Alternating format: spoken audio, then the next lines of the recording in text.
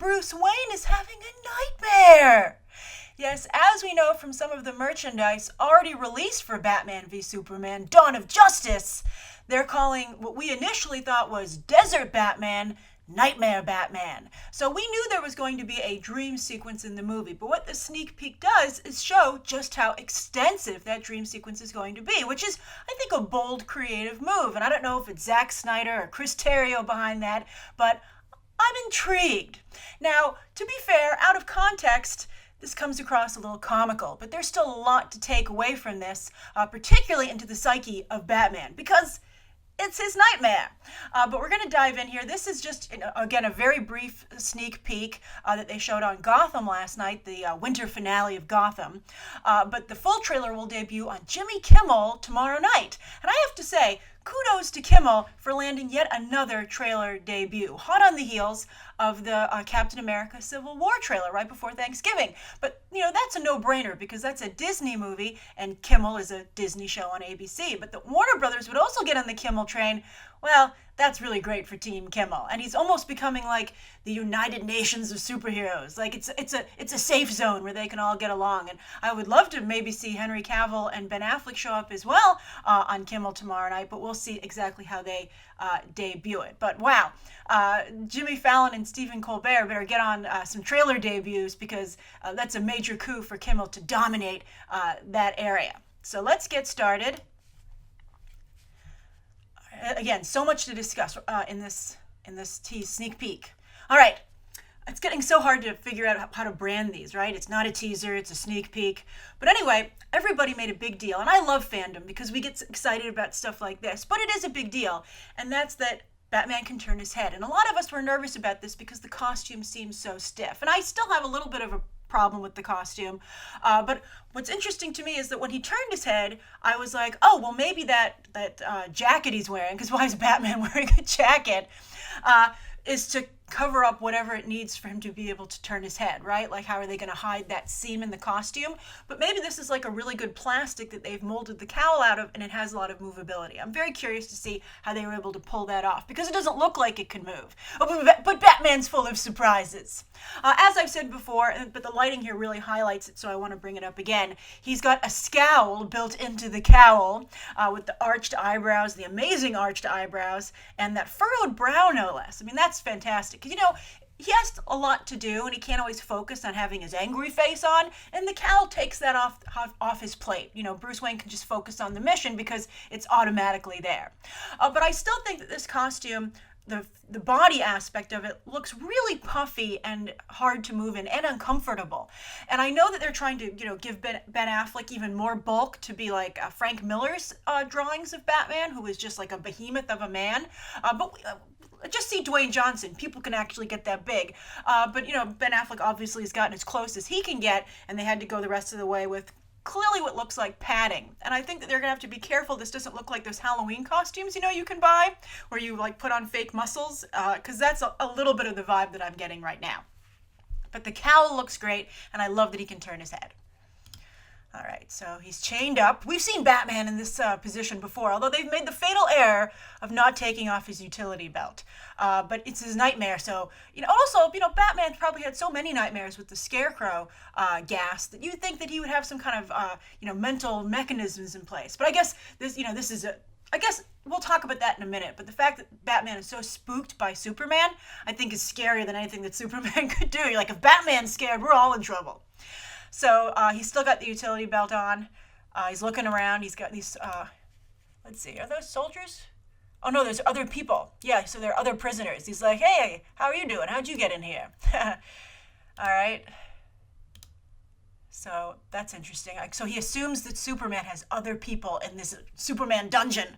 It's like he clearly doesn't know about the Fortress of Solitude. Although I don't believe they've really introduced that yet. But they had that ship out in the ice that maybe Superman will repurpose as his clubhouse. All right, so that's a cool look. I like that look of Batman quite a bit. Now, first he was a little bit like, oh, where am I? It's funny, he woke up in a nightmare. But anyway, because he's obviously asleep to have this nightmare. But this is good. This is Batman thinking, being like, what should I do? And I have to say, Ben Affleck has a very good lower third of his face. It looks good. The dimpled chin is really good. But although he's has such a distinct look that I'm surprised that, it's not easier to spot who Batman is, right? All right. Although it could be George Clooney as well. Although George Clooney's like never again. All right, I love this. This is great. I think that one of the things that Zack Snyder does really well is that he's able to show the power of Kryptonians. Because he did this in the first movie, obviously, with Feora. And I think that this looks really good as well. I'm really impressed. Superman, at least he seems powerful, and that's really important. Now, these are his Superman soldiers. Superman would never recruit like that, obviously, but in this Knightmare he does. So he's visiting just like a good old supervillain.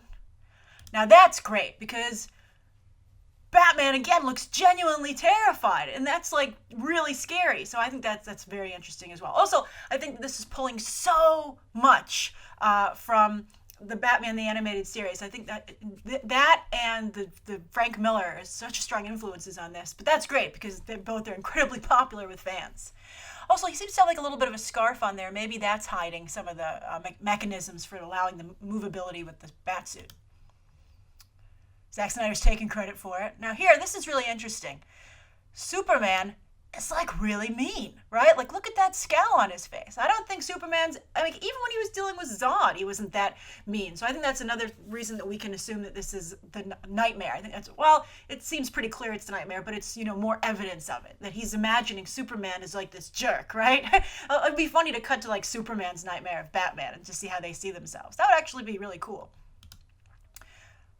So let's see here. I don't know if Henry Cavill can quite sell it though.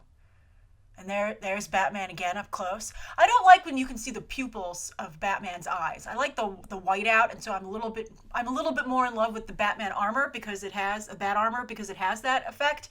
But I guess you want to see into the soul of Batman, and Superman sees that he's really scaring him. Okay, that's weird. You see that little lip quiver? That's really, shippers are gonna have a field day with that. Okay.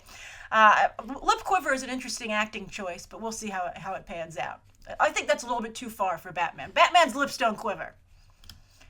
Okay. Now this is great.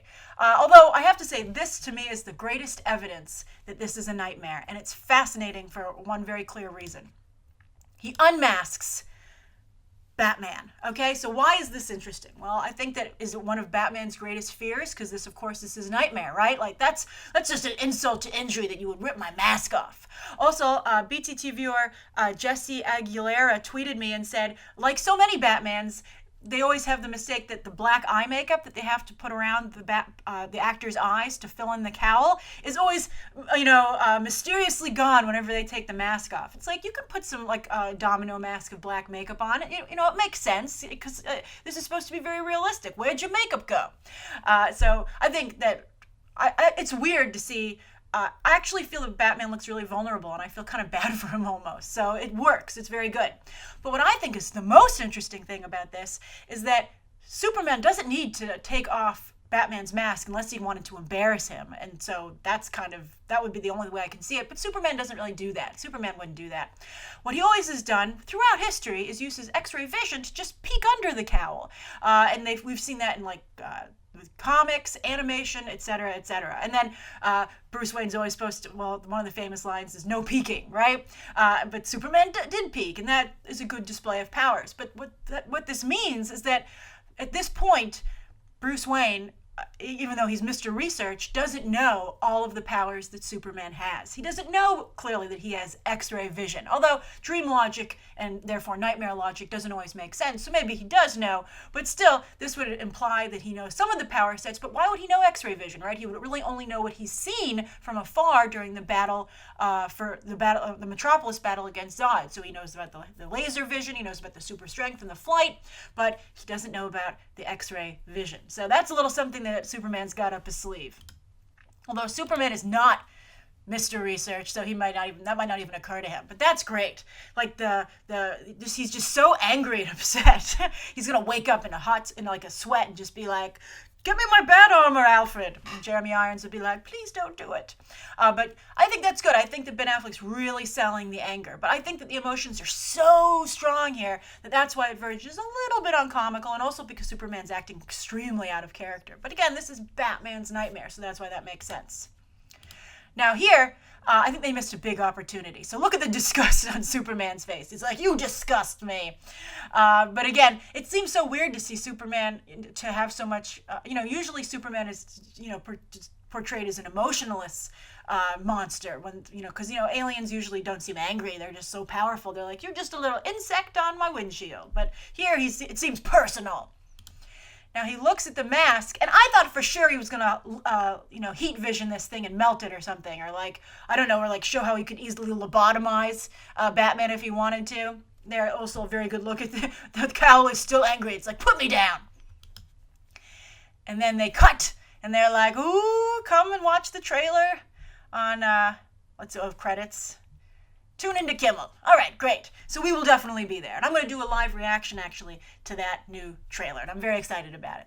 All right, thank you so much for looking at this with me. I had a good time. I hope you did too. And I have to say, one of the things I like so much about Batman v Superman Dawn of Justice is that it's so rich, visually, psychologically, and it just gives us a lot to talk about and hopefully a lot to enjoy. All right, thanks for watching. Bye.